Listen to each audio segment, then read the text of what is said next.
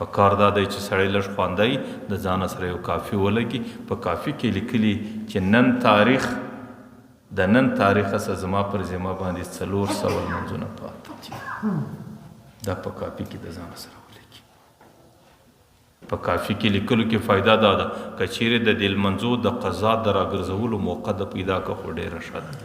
که چیرې نه که پیدا دی وفات سلو بیا د ده پر قریبانو د ده د مال په 3مه حصه کې دا فرض دي چې د ده د لمونځو فدیه به ورکوي، د ده غاړې به خلاصوي.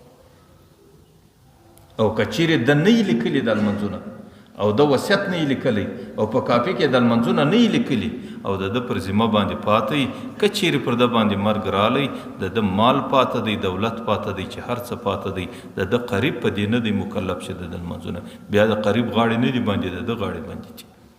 که د لیکلي ولو دی وفات سلو او دی نه کو پسې ادا د ده غاړې خلاصې دي، د قریبانو غاړې په باندې دي. او که د نه و لیکلي چې هر څومره پیسې پاته سي او د ده پر ذمه باندې دی وفات سلو او د ده پر ذمه باندې هغه لمونځونه پاته سلو او د لیکلي نه دي، بیا خو د ده غاړې باندې دي د قریبانو د دې سره. بیا به قریبان که د لیکلي قریبان به د ده پیسې ځله 3 ځایه کوي، په دې یوه حصه کې به اول د ده د لمونځو فدیه ټوله ادا کوي. په دغه شکل باندې به د یو خپل وصیت لیکي. دا کتابچه به د ده یو وصیت دي. زموږ معاشره کې عجیبه مرض دی، هغه دا دی چې خلکو ته چې کله وصیت وروښیي چې وصیت لیکل ضروري دي. پیغمبر علیه الصلاۃ والسلام وایي چې د سړي پر ذمه باندې یو شی پاته او چې کوم سړی پر الله او پر آخرت باندې ایمان لري، که د یو خبرې وصیت وده ته غوښتل او د وصیت نه ولیکي، دا ټوله ورځ د پر ګناه کې روانه ده.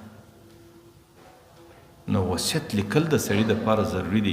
په وصیت باندې سړی نه مري او په وصیت باندې پر سړي باندې مرګ نه رانږدې کېږي.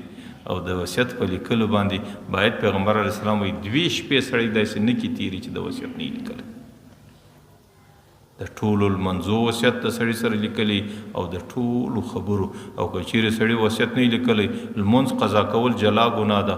دغه وصیت چې نه دی لیکلی دا بیا جلا ګناه ده. په دې ګناه کې مخته دی، په هغه ګناه کې مخته دی.